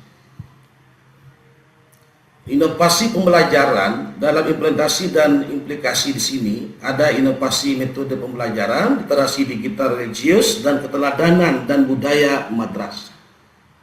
Dalam slide ini, ya, problem yang disebut dengan inovasi metode pembelajaran, pembelajaran berbasis diskusi.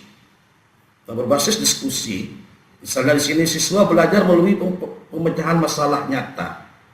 Misalnya bagaimana Islam memandang kecanduan media sosial. Dalam reflex learning, siswa melakukan refleks terhadap pengalaman spiritualnya. Misal, menulis jurnal muhasabah harian. Kembali ke literasi digital religius. Peserta didik dibekali kemampuan, ya, seperti tabayun digital, etika media sosial, anti hoax, dan anti bully. Yang terakhir, keteladanan dan budaya madrasah. Guru sebagai model perilaku religius di kelas maupun ruang digital, kebiasaan sholat berjamaah, tadrus Al-Quran, dan kajian keislaman memperkuat budaya spiritual madrasah secara berkelanjutan. Nah, misalnya di sini budaya spiritual dibangun melalui sholat berjamaah, tadrus Al-Quran, kajian keislaman, dan keteladanan guru. Slide terakhir yang 8, kesimpulan dan rekomendasi. Ya, pertama, temuan utama yaitu krisis spiritual peserta didik lahir dari interaksi antara pesatnya teknologi digital dan keterlibatan paradigma PAI yang masih normatif, tekstual, dan orientasi kognitif. Yang kedua, kontribusi novelty.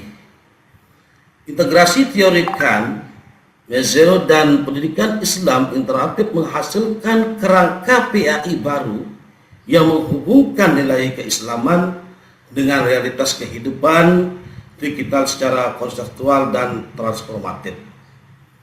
Yang tiga, rekomendasi dan penelitian lanjutan.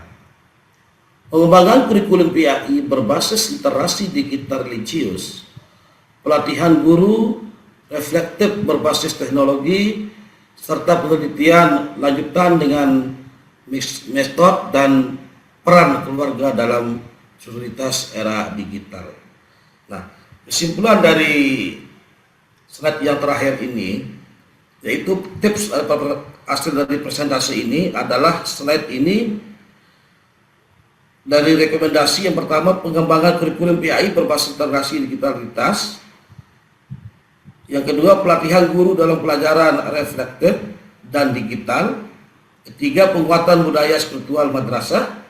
Keempat, penelitian lanjutan dengan pendekatan mixed method. Dan pelibatan keluarga sebagai lingkungan utama pembentukan spiritualitas peserta didik. Mungkin sekedar ini dulu yang saya sampaikan untuk kurang kelebihan dari tugas ini, mohon kesimpulan dari Bapak Profesor dan teman-teman lainnya. Sekian, Assalamualaikum warahmatullahi wabarakatuh.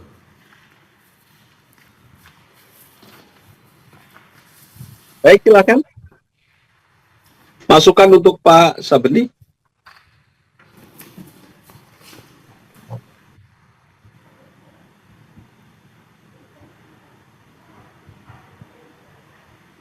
Izin Prof, Silakan, Bu Wibi. masih tepi. Ya, yang pertama saya menanyakan pendidikan Islam itu untuk mendidik pelajaran agama Islam atau untuk mendidik umat Islam. Karena saya melihat ini hal yang berbeda. Kalau untuk mendidik umat Islam, itu di dalam pelajaran beragama pun mereka sudah kelihatan arahnya sendiri-sendiri.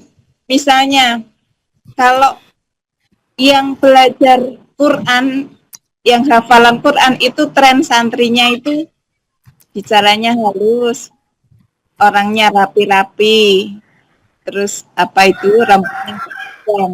Tapi yang belajar kitab saja itu rambutnya panjang, orangnya kritis, tidak begitu menunjukkan santrinya.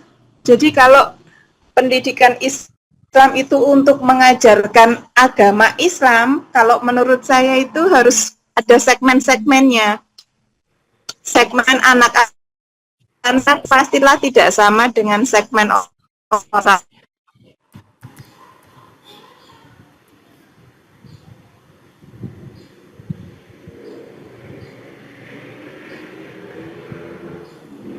Ya, Pak Bibi.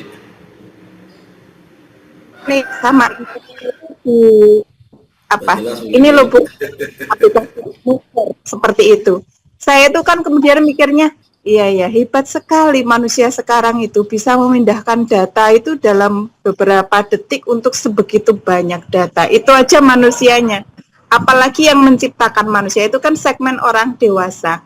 Nah, kalau untuk mendidik umat Islam dengan untuk mendidik pelajaran agama Islam itu hal yang berbeda. Jadi ini mohon diterangkan karena ada kesalahpahaman yang sudah memanjang dan sudah bertahun-tahun yang disebut itu ya belajarnya ya Al-Quran saja, hadis saja, fikih saja gitu.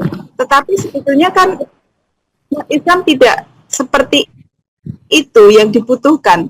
Nabi juga kan dia berdagang, tapi pelajaran berdagang itu di pondok pesantren itu baru ada sekarang-sekarang, mungkin dulu juga masih jarang sekali.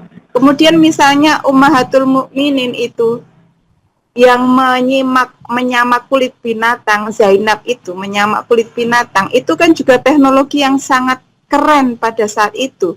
Tetapi itu juga tidak diajarkan di pondok pesantren. Jadi dibutuhkan ketegasan bahwa pendidikan Islam itu untuk mendidik umat Islam, tidak sekedar untuk mendidik fikih saja. Itu saja mungkin bagaimana itu dikemas sedemikian rupa sehingga orang Islam tidak terkungkung dengan fikih saja atau terkungkung dengan Al-Quran atau terkungkung dengan hadis saja, tetapi kemajuan umat Islam yaitu kemajuan umat Islam untuk mempelajari semua ilmunya Gusti Allah di alam raya ini. Itu dari saya, matur suwun. Terima kasih Bibi. Kan yang lainnya, Bapak Ibu.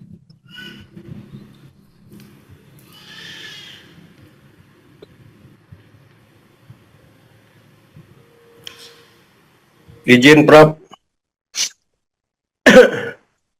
Silakan. Silakan Pak Awas.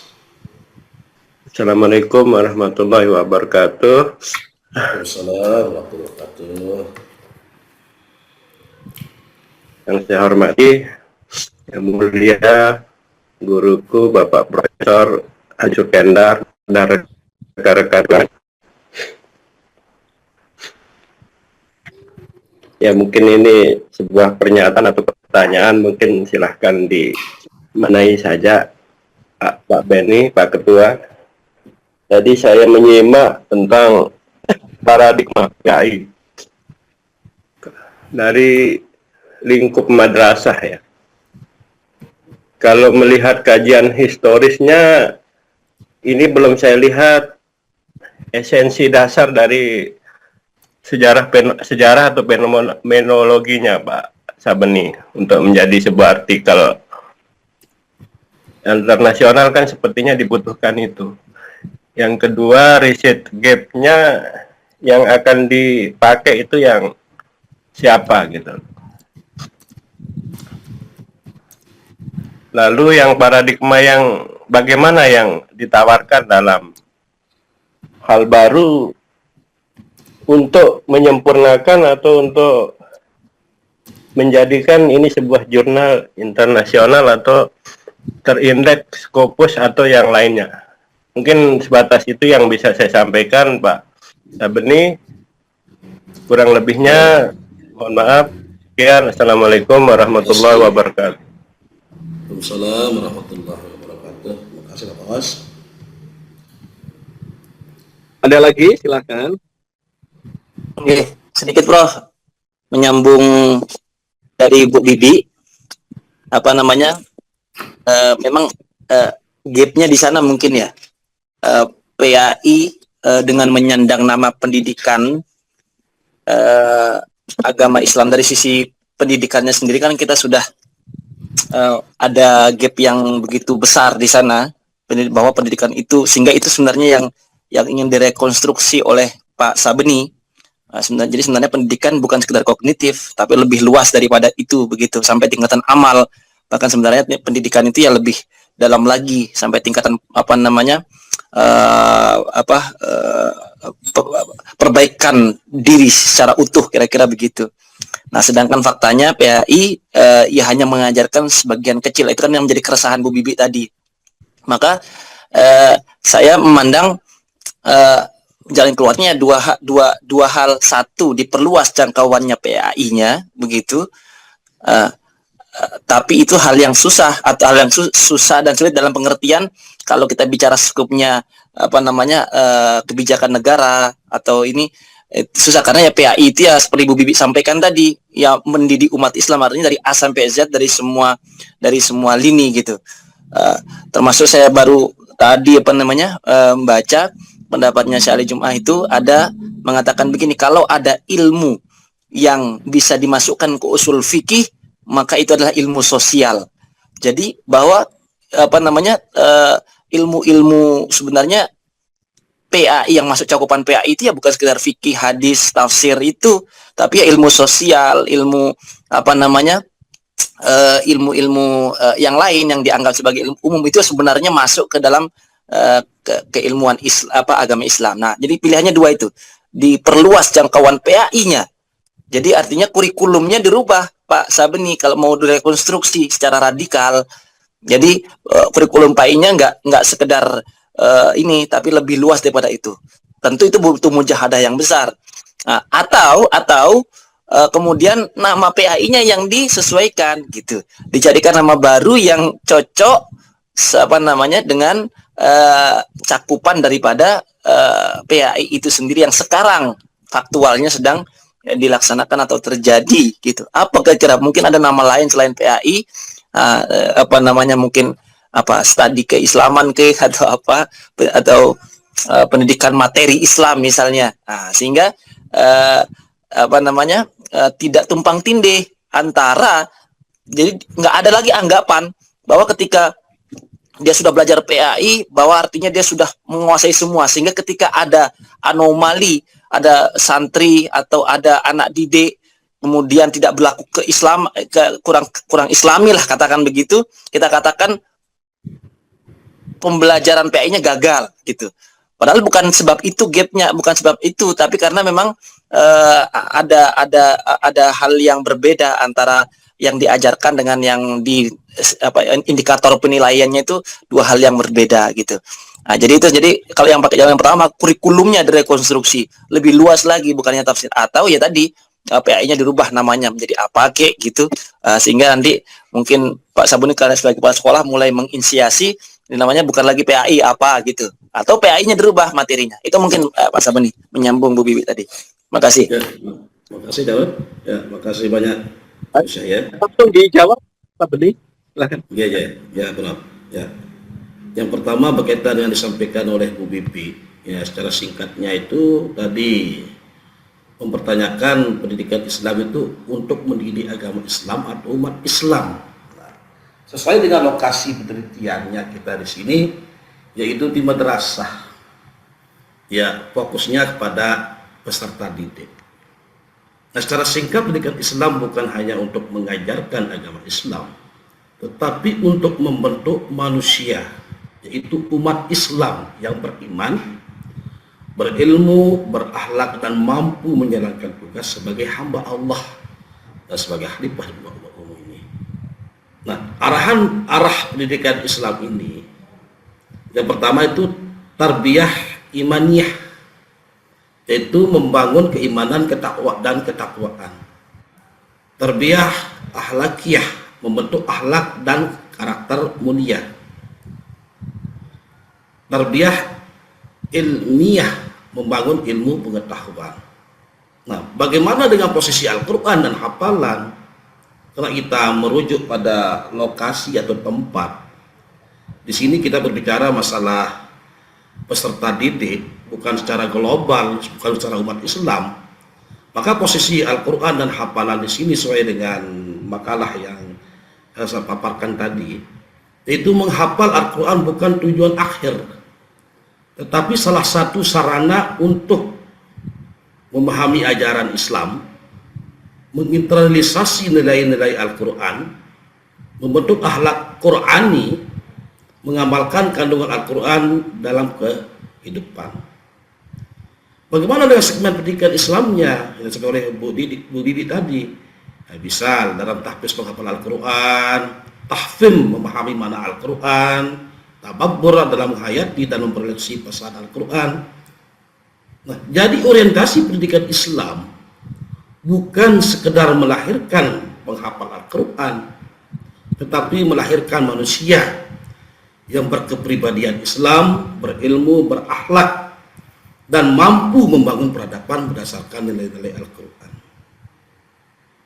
Nah, terus yang disampaikan oleh Syekh Pawas tadi terkait dengan singkat pertanyaan paradigma PAI lingkup madrasah dari historis belum terlihat.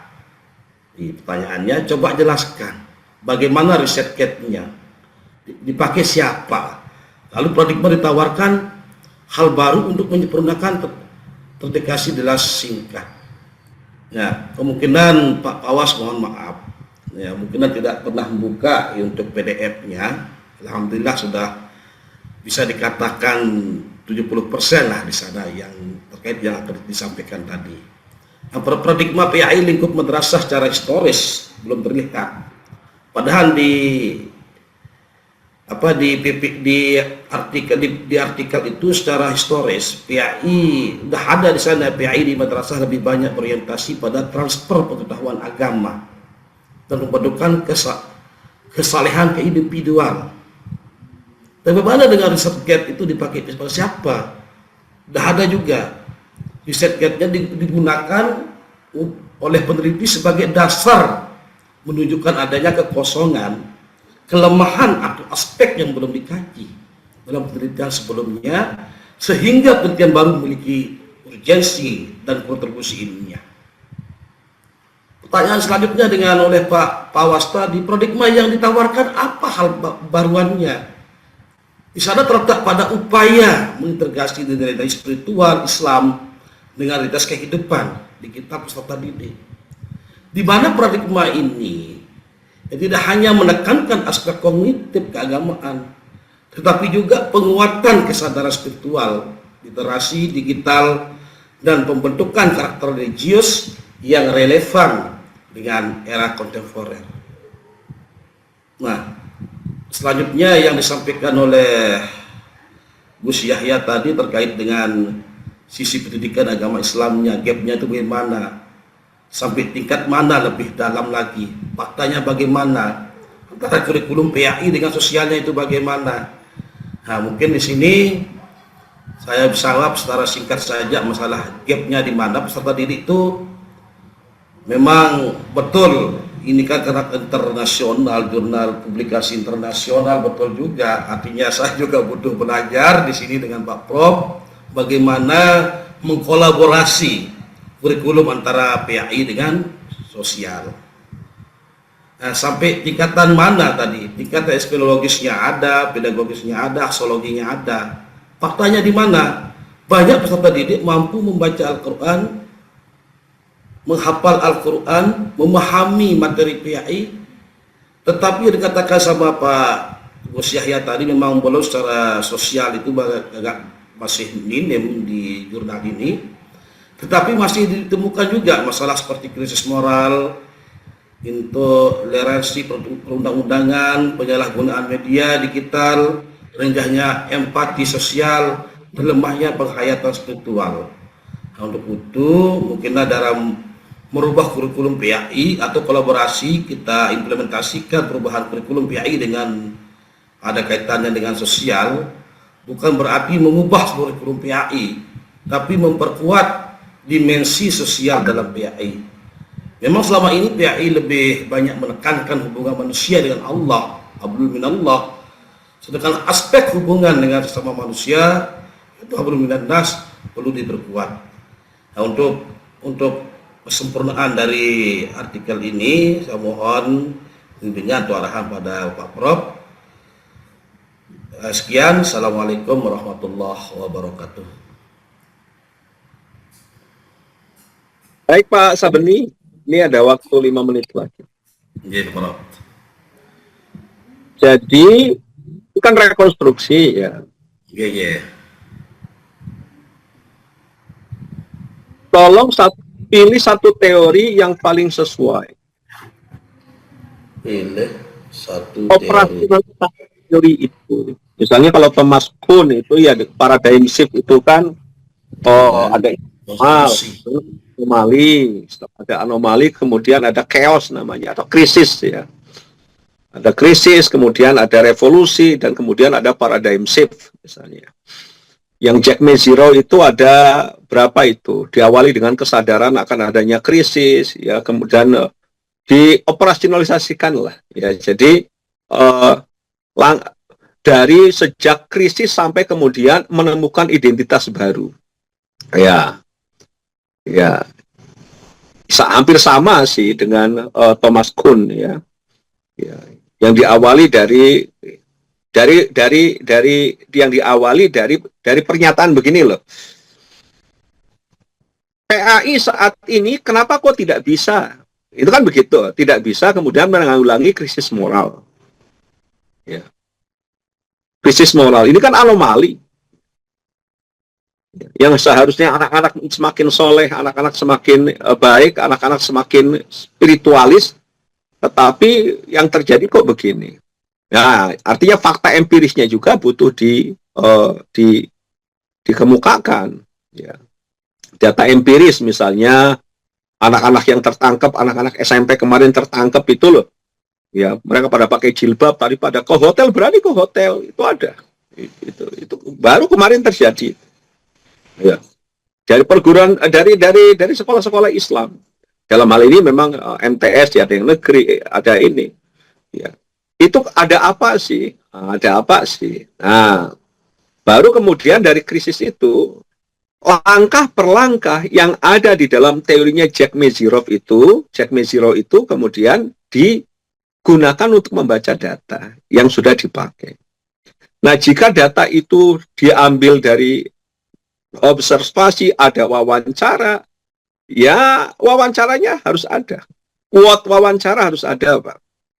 Kalau untuk jurnal internasional. Ya. Jadi quote wawancara harus ada, ya. Tentunya seluruh dari orang-orang yang berkompeten untuk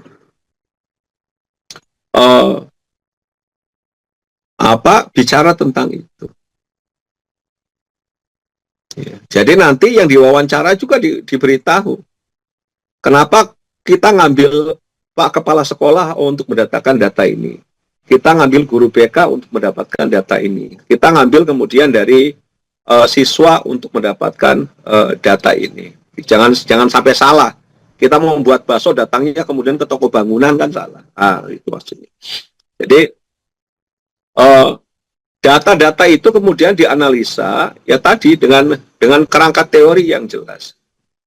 Ya, dengan yang menurut saya ini yang paling layak itu ya Maziro itu, transformative learning. Jadi bahwa belajar itu tidak hanya untuk ngisi kepala dengan pengetahuan, tetapi ada perubahan perilaku, ada perubahan sikap. Iya.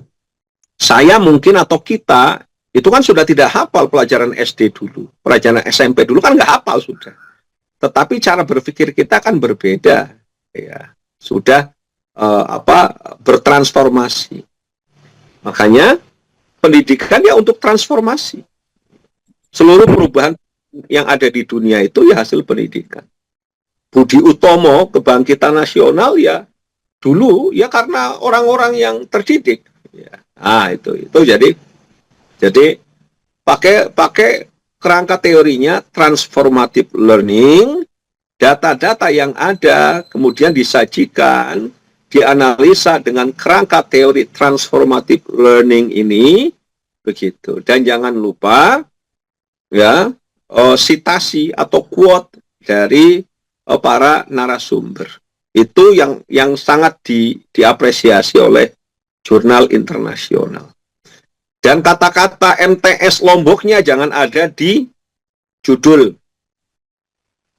Ya.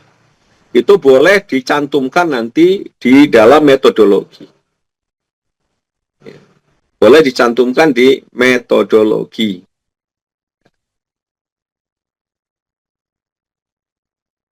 Jadi kalau di Inggris kan judulnya misalnya Spiritual Crisis and Transformative Learning. Jadi krisis spiritual dan transformative learning. 2, Reconstructing Islamic Religious Education for Digital Native Students. Ya. Jadi krisis spiritual dan pembelajaran transformatif, rekonstruksi ya pendidikan Islam atau paradigma pendidikan Islam boleh untuk para siswa yang natif digital. Nah, siswa sekarang itu semuanya kita sebut natif digital. Gen Z itu natif digital. Ya, mereka lahir itu semuanya sudah ada. Saya dulu lahir ngerti internet itu tahun 2021 lah. Tapi anak-anak sekarang kan tidak. Mereka lahir semuanya dunia sudah pada digital semua. Artinya mereka natif. Itu Pak Sabni dari saya.